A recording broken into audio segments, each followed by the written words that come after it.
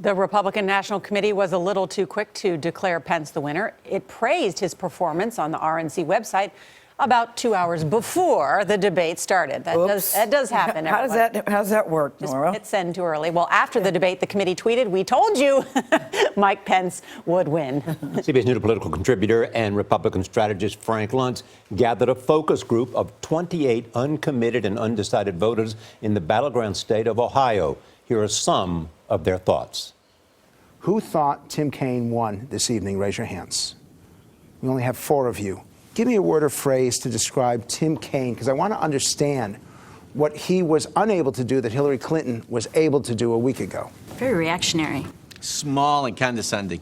Trump-like. It seemed to me that Tim Kaine used the same tactics that Donald Trump used a week ago, and they didn't work for Trump. Exactly. So why would you use them if they didn't work for Trump? I think that Kaine was running for vice president to Hillary Clinton, but Pence was running for president of the United States.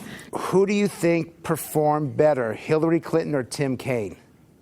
Hillary. Who do we think performed better, Donald Trump or Mike Pence? The focus group used dial testing during the debate. The red line shows reaction from voters that are leaning toward Trump. The green line shows Clinton-leaning voters, and the yellow line is totally undecided voters. The higher the line goes up, the more that group liked a particular answer.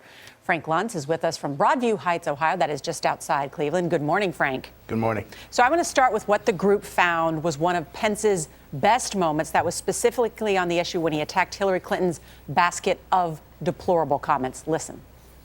She said that half of our supporters were a basket of deplorables. She said they were irredeemable.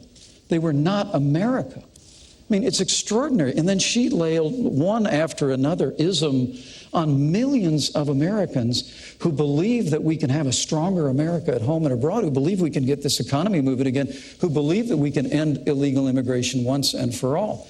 So, Senator, I'm looking at those lines there, Frank. It looks like it played well with just about everybody. Yeah, it was off the charts. Voters are saying something very clear, which is stop the negativity, stop the personal attacks, give us some substance. You know, there was a certain moment, and it was when they asked the question about Social Security, and our voters sitting there said out loud, finally, some substance.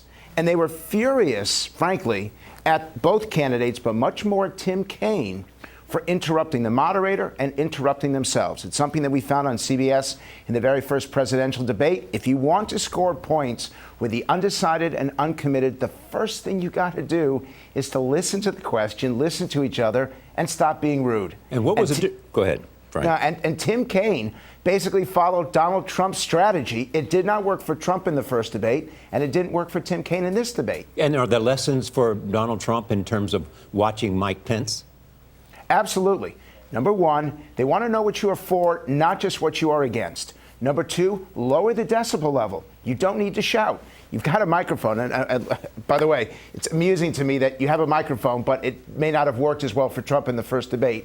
And number three, they absolutely want to know what you're going to do on day one. So enumerate it. 1, 2, 3. No generalities anymore.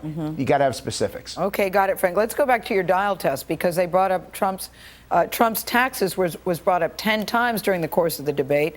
Let's see how that went over with the voters, and then we'll get your take on the other side. The Trump Organization is an octopus-like organization with tentacles all over the world, whose conflict of interest could only be known if Donald Trump would release his tax returns. He's refused to do it.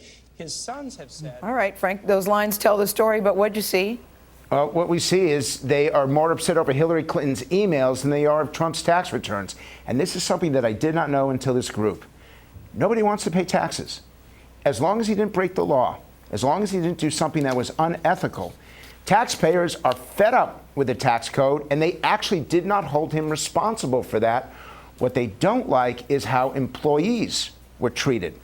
The goal for the average American is to find some way to reduce their taxes. The anger is if you didn't pay people that you should have paid. That's the issue that Hillary Clinton should have focused on, and the same thing with Tim Kaine. And by the way, that email issue is going to continue, I think, into the next 2 debates. All right, Frank Luntz, we thank you.